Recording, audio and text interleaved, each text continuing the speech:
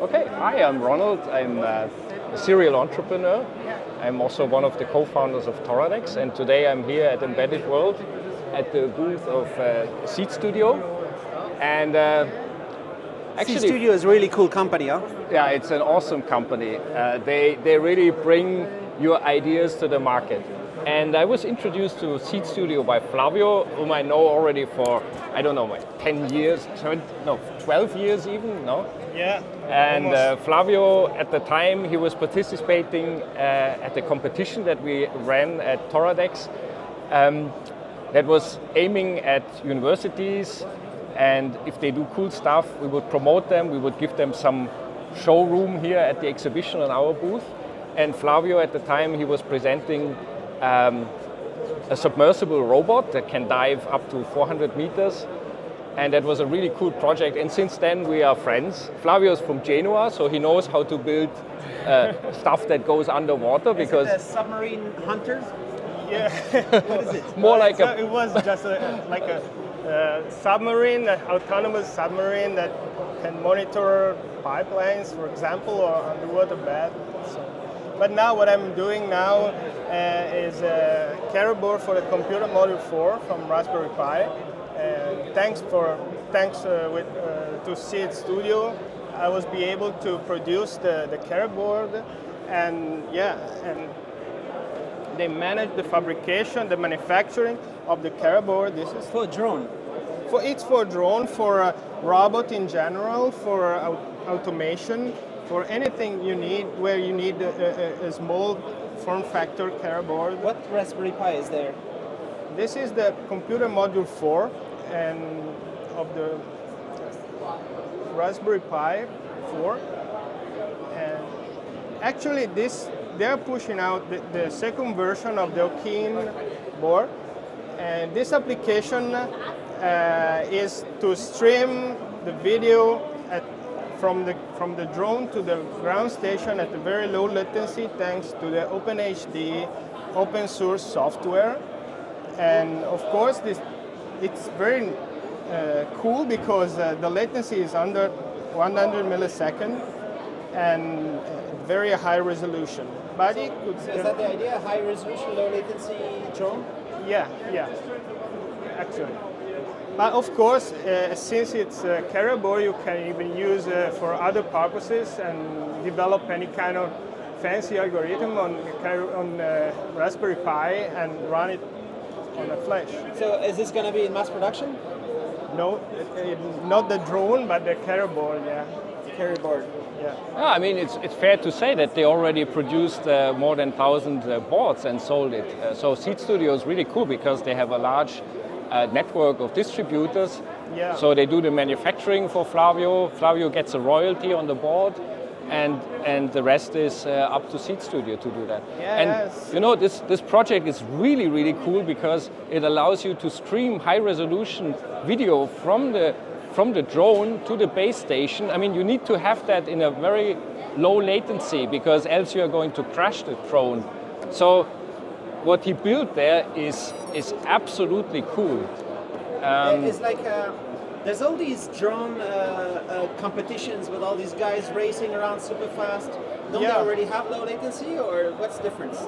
Yeah, but this is an open source project that you can manage by yourself. You can even add your algorithm on image processing or whatever you want. I mean, the other solution are closed solutions. DJI's drone, is not open source. No, not at all. All right. So my dream is to have drones that are autonomous, self-flying, that will never crash, have 100% warranty. Yeah. Is this something that maybe can happen now? You can add a lot of sensors to the Raspberry Pi and add some algorithm to protect the drone from and avoid obstacles, for example. And yeah. Is of it course, Linux? It's based on Linux. If you ever happen to be in Genoa, Flavio lives a bit uphill in Genoa, and it's a super cool landscape. So you have all this mountain ridge there, and the view on the sea.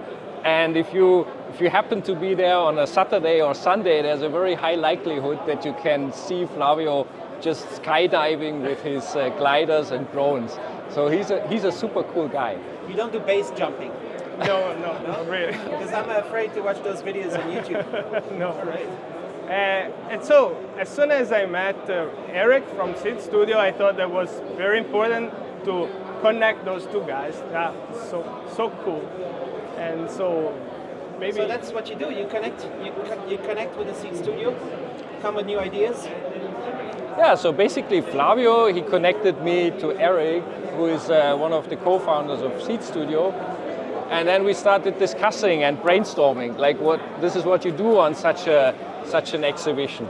So meet Eric, whom I was introduced to by Flavio, and here we are today. Pleasure. Hello, I'm Eric Pan from Seed Studio. I'm the co-founder doing all the hardwares. Now we focus a lot on AI. And you enable all the amazing ideas people have, you make them real. Not all of them, some of them, because a lot of ideas, they die on the way. A lot of people persist and make it better and better, like Flavio did, so we can help them to go to more communities. What are some of the biggest success stories you've had? Like with a product that just became huge? No, nothing. We just try to make more hardware, open source them. We cook a lot of sensors, microcontrollers.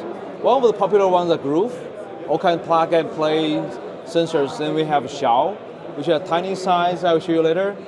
Microcontroller, people can add AI to almost anything. Then we have a lot of strong AI like JSON series, terminal, big boards. So what kind of discussions you have? I think actually Eric is pretty modest, you know. He's running a chicken farm.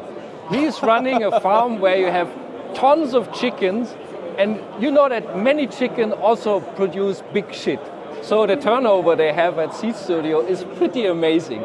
Okay. You are just too modest. I mean, what you set up here is really, really cool, I have to say. Thank and you. the opportunity to give people like Flavio the way to distribute their stuff is just amazing. I think that is really cool. Because we are in better world. I have to be humble. There are so many well-established business. But for ourselves, we are like a maker for makers. I'm a maker myself. We keep looking at new technology and turn them into open source hardware. Then we see the customers or the developers like Flavio has needs to scale them. And we are based in Shenzhen. We know the supply chain. We know how to scale the projects from their one piece to the scale. So we help. Shenzhen is like the real Silicon Valley, right? Well, in my ego, I feel it that way because it's becoming a very huge compiler for hardware projects. Whenever you want to grow your prototypes into shippable industrial release, you go to Shenzhen. And what do you think about Toradex? Toradex was a good teacher for us. We came to embedded world like many years ago. We see Toradex, we see how they do the software, how do they treat the state-of-art electronics. We learn a lot from them. I think by that time we were just starting to do more single-board computers like bigger boards, like a Raspberry Pi. And we invest a lot more resources as of today on Linux-based systems. But we start a lot of learnings by looking at Toradex. So what kind of huge ideas do you have for the future? What do you want to do?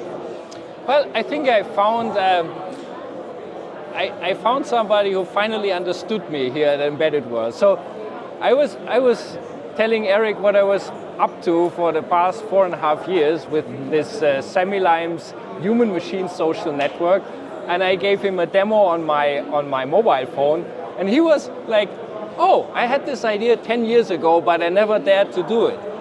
And yeah. So actually, it was an idea. I gave a talk. You gave a talk? Yeah, okay. physically a talk, and the title is Associated Work of Evolving Things. Ah, okay. So I look at what you're doing, I'm totally amazed and excited, because after 10 years later, I still have no energy to look at that, but you did it. So yeah, that's how we fell in love, and then well, okay. And then Eric showed me their super cool sensor over there, and now we are discussing how we could bring that to the market together, because this thing requires connectivity. And So this is a guy, we create a watcher. We let each watch begins. So if you want to talk to someone, it can be a robot with your app. Now we program it with a conversation that if you see someone with a camera, take a picture and record that. So if no, it will just keep blinking if there's some person shoot out. And behind the hood, under the hood, it's a tiny machine learning running on this device. What's the chip in there? It's an ESP32 plus a HiMax. The HiMax chip is the latest M55 architecture from ARM. So it can run a microcontroller very efficiently to tell the person that, okay, it sees the camera again. Is it like the face of a robot? Or what is this? We create a nobody. A nobody? Because this guy has no body. And whenever nobody's there, this robot should come into play. It should be like the service. It should be like watching what's happening for you. So what else it can do? Many things. This is just a start. You can design. You can like assign different firmware, so you can run different machine learning models. For now, it's running person. But the real magic is that it's connected to large language models. It will, whenever it detects a person, every 10 seconds, it will send it to OpenAI or a local JSON-based server for privacy and responsive. Then what you can do is, for example, let's change that. We have app. In the future, you should be using a Ronald app to talk to this robot. Let me know if there's someone with glasses showed up in front of you. So let me know if someone glass. Okay. So it will understand my intentions and break it down into action, and will send the operation back to this device. Okay, success. So let me have a closer look because I have glasses. We are going to run task. Let's do it again. Run sequence. We should do the reverse way because it was still on another task. So copy it's like a prompt, but you are talking to a physical agent, and that agent has context of all the cameras, videos, and audios. Okay.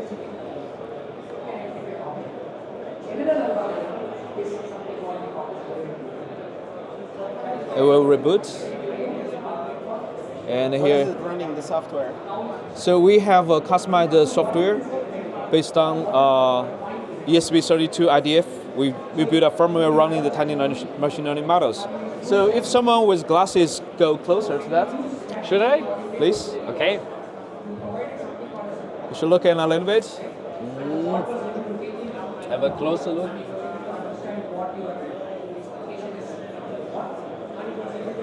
Okay. So now every 10 seconds, we will send it back to the OpenAI. You're the green one. I am the green one. Yeah. So at the CES 2024, the biggest story was this company talking about Rabbit. Yeah. How did they do something like that? And can you enable stuff like that? Yeah. I think Rapid is for personal. It's like your personal assistant. But what if you want to have intelligence for the spaces, for the machines? So I think we designed this tool so you can have more intelligence on your surroundings. It's a different approach. And is this for sale? Not yet, but we are inviting developers.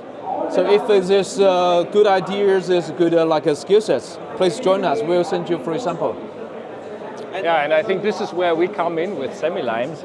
So, I mean, Semilimes is really this human-machine social network. So you have the classical stuff that you know. That you have the stuff that you know from Telegram. You have the possibility to create your user profile, but you can really pimp it up in a way that you can assign. So I'm going out of the edit mode. I'm going to my lamps now. I'm going to show you how I can call, for example. So you chat with all your devices? Yeah, I chat with my device. I chat with my home, and I open a camera stream. And in the future, it will be that little device here that is going to respond.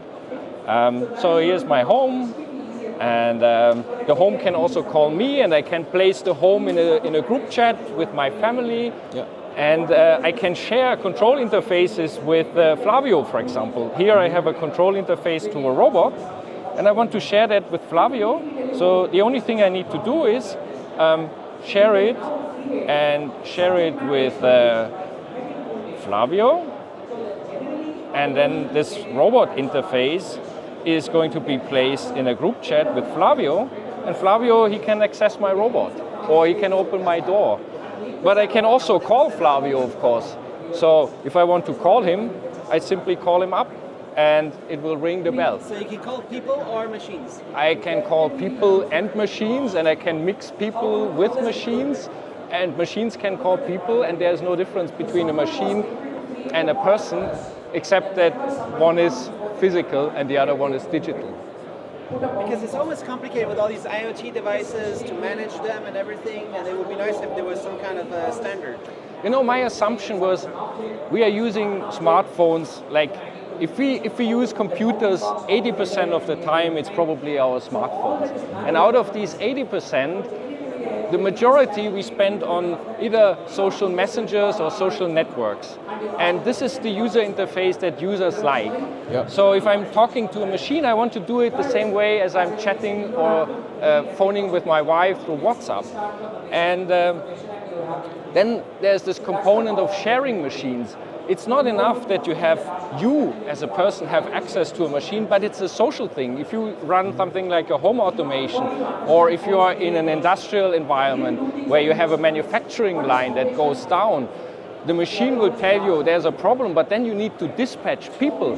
So first, the electricians need to come. They need to get the machines off the grid. Then the mechanics need to jump in. So it's a whole sequence that connects humans and machines, and it should happen in a social way. Is it an API system? Yes, it's a server client-based system. We have an API, so whatever you do through the app, you can also do it through the backend, through the API. You can add any platform. You can connect. Things, Google Home, whatever. Doesn't Apple, matter. what do you call it? Doesn't matter. We also have integrations with Node-RED, which is a very popular open source flow builder tool, and we have the possibility also to connect your local network through your firewall with other people in a very secure way. Yep. So it's really something that is like a maker platform, but on the software side. It's the equivalent what they do on the hardware side is what we provide for the software. How far is it from mass deployment? Well, we have been developing this for 4.5 years now, and it has been a tedious job, because I wanted to have an ecosystem of all the mechanisms that you have in social networks and in social media. So you can have a peer-to-peer chat, you can have a group chat, you can have a channel, you can build your own profile for your machine, you can switch accounts between your machine that has an own account and your own personal account. So it's a very wild scenery that you have there.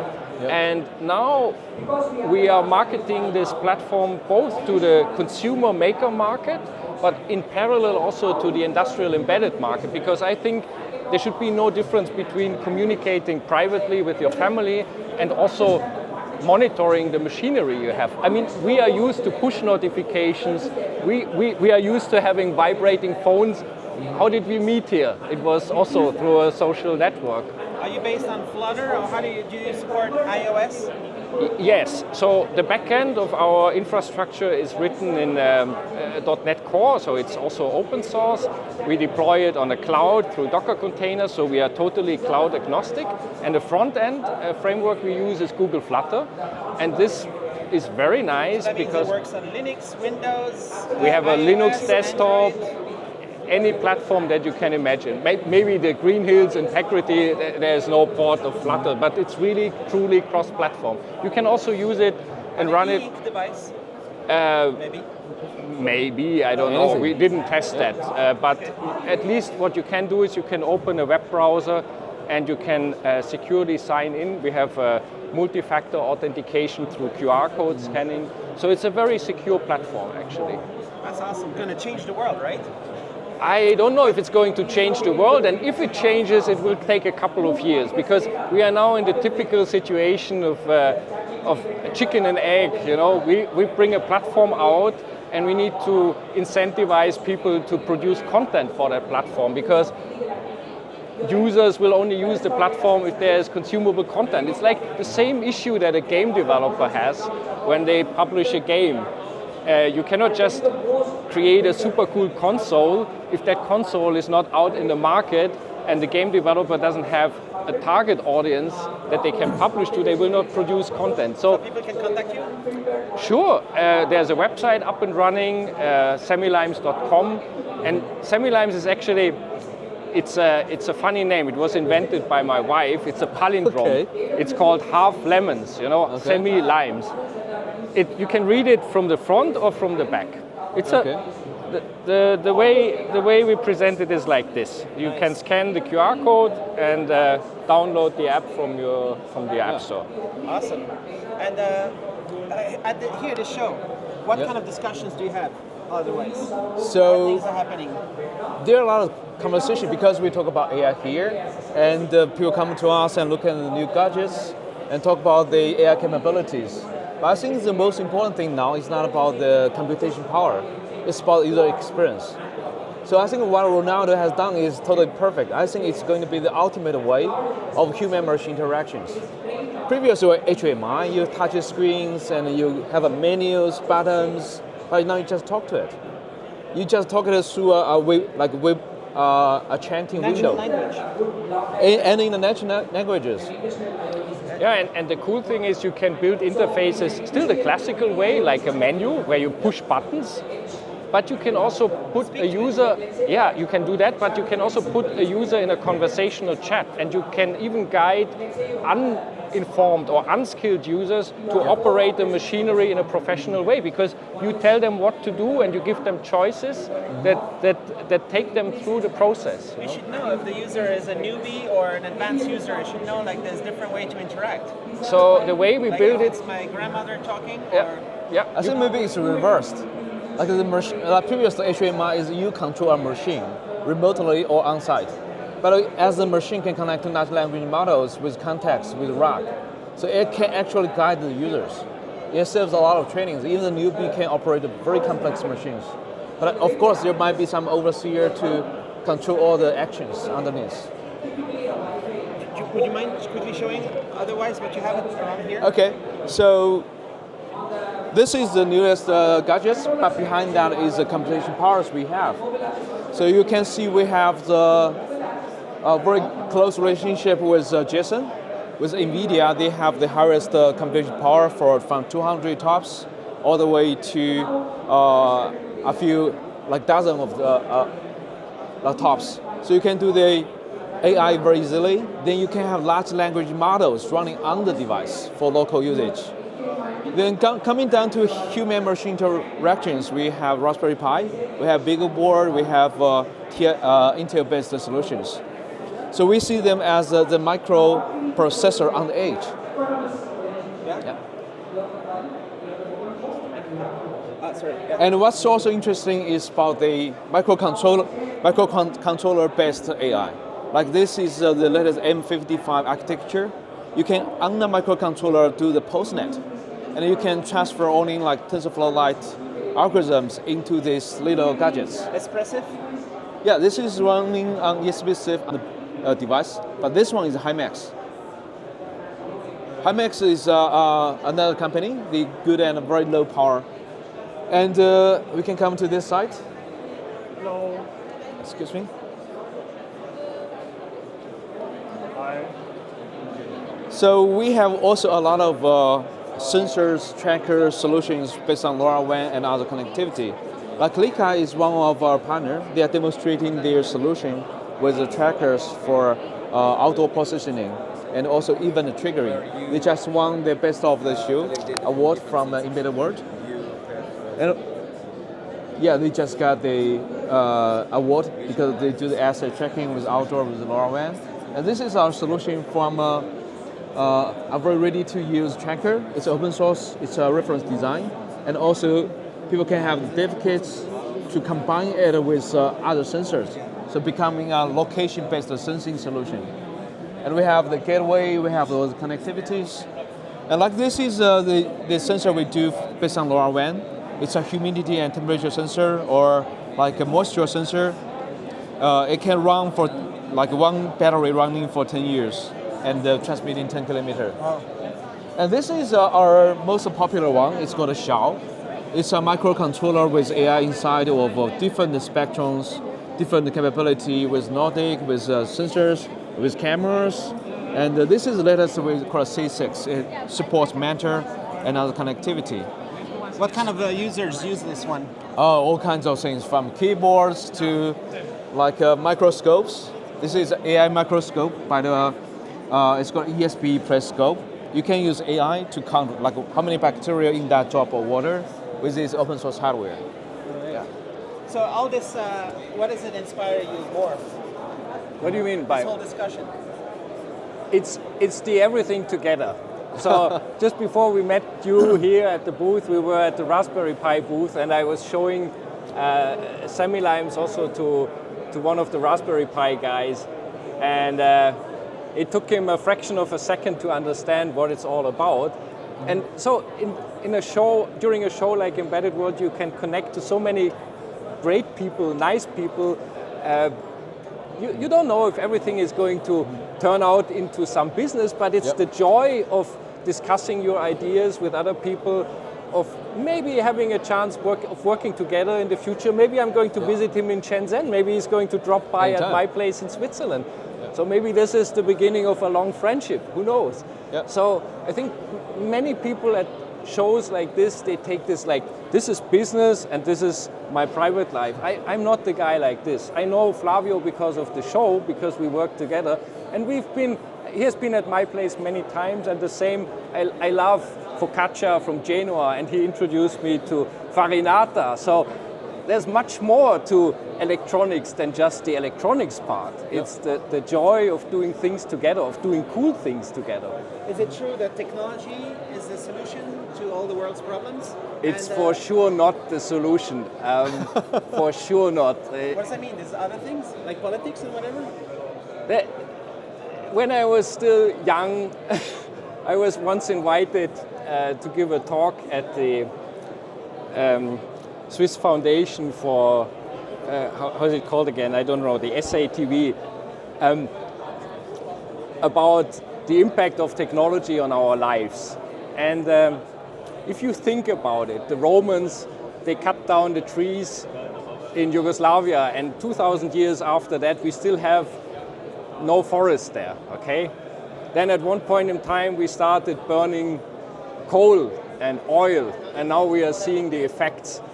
Then, after the Industrial Revolution, we started using nuclear energy, and the half-life of plutonium is already a couple of 100,000 years. So whatever we put in place is having more and more of a half-life until it disappears. And now we introduced genetic modifications, so whatever we do now, reproduce it. So there is no half-life anymore. So we are capable of living in this northern hemisphere because we know how to handle fire. So we need that technology. People wear pacemakers. They need that to survive. But on the other hand, technology is a double-edged sword.